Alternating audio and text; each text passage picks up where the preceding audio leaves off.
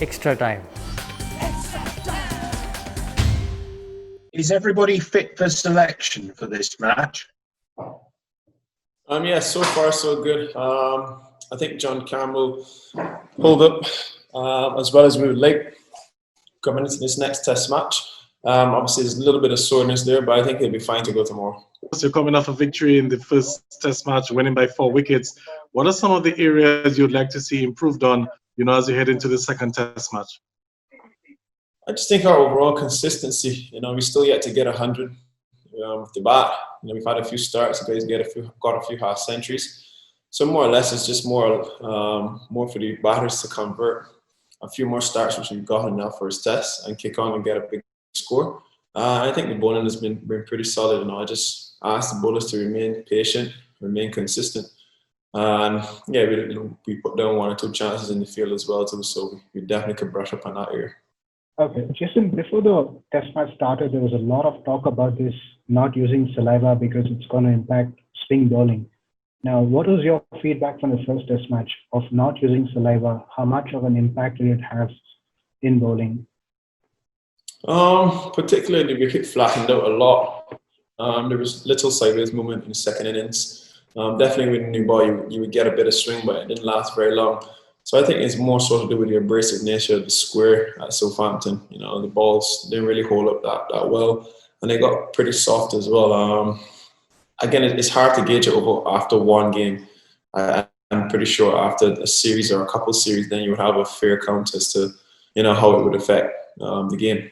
Just asking a question about sort of maybe the pressure that you and the other players now feel going into the second test is that the tag of the best West Indies side in a generation. How do you work with that pressure? Is it a burden on your shoulders, or does it make you smile? It's no pressure for us.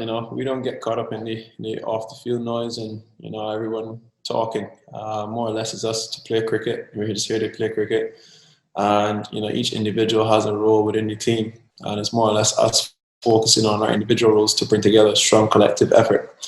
But yeah, we don't hear the noise on the outside. It's more or less us focusing on what we need to do in order to win a series. You guys spent a long time at Old Trafford at the start of your trip, including those 2 warm-up fixtures you had. Do you think that will be an advantage for you guys heading into these last 2 games? I don't think it would be an advantage. Most of these English players have played here more than us. So I think they were still in their backyard. It's just good that we had a couple of weeks here to prepare, I guess. But more or less, it's still a level playing field when cricket starts tomorrow. If anything, England would still have the nudge. They know the conditions a lot better than we do. And all of them probably played county games here day in, day out. So yeah, they've got the best knowledge about the ground. Is more or less us, coming tomorrow throughout the next 2 weeks to really understand the conditions here in Manchester. The West Indies, they're pretty much on the verge of winning a test series. I mean, it's unbelievable to be saying this, but are the guys G'd up knowing that they're just 1 test win away from winning a test series in England in some 30-odd years? Are they ready for it? I'm not sure the words you use in terms of unbelievable, but look, the series is still wide open. There's 10 days of cricket left. As I said in the last press conference, it's 1 day at a time for us. And England is a very good cricket team. They've got some world-class players, so we've got our work cut out in order to win another game. But I don't get too far ahead of ourselves. This group to me has done an outstanding job, not only in this test series so far, but in the last couple of years in terms of our results. So again, I don't like the word you use in terms of unbelievable, but if that's the word you choose to use, fair enough. Given the advantage with the 1-0 series lead, how critical is it for the West Indies to close out this series?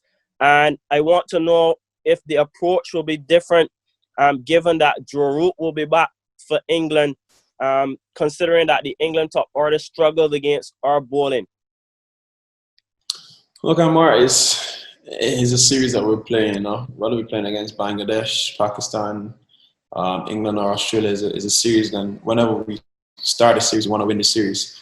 winning the first test match is just one piece to the puzzle. We've got 2 other games to play, and we don't get ahead of ourselves, to be honest.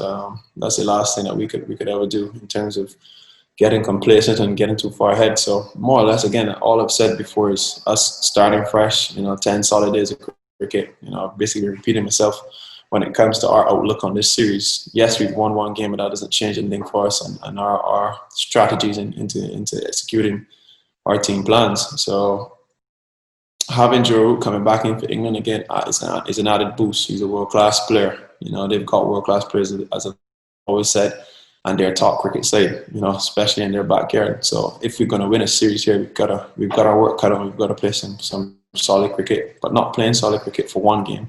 We've got to back it up. And this is the 2nd test match that's come. The last test match at Southampton is gone. So all to play for here in the 2nd one. Jason, the ICC Reliance Test rankings released this week puts you now at number 2 in terms of Test bowling rankings. What does that mean to you now? I believe that you're probably the highest ranked bowler since Courtney Walsh about 20 years ago. Talk to us about that. What does that mean to you? It doesn't mean anything, to be honest. I'm not sure if you would have followed previous interviews or press conferences, but I don't think the rankings say much.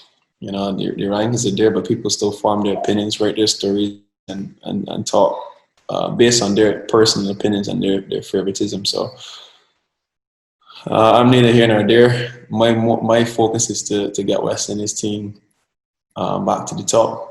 And that's the only ranking for me that matters. The individual rivalries and the individual battles, to me, don't really do justice to what we're here to do. We're just here to win a series. So, Jason, last night you had the opportunity to speak to 3 prime ministers across the Caribbean on the radio show Mason and Guest in Barbados. Can you tell us a little bit about that experience? What it was like to be, the whole Caribbean, coming together to give your team so much support in this quest to retain the Wisden Trophy. I mean, I could be wrong, but I can't recall a situation where 3 prime ministers actually engaged the West Indies captain in conversation for a very long time. Can you tell us a little bit about that?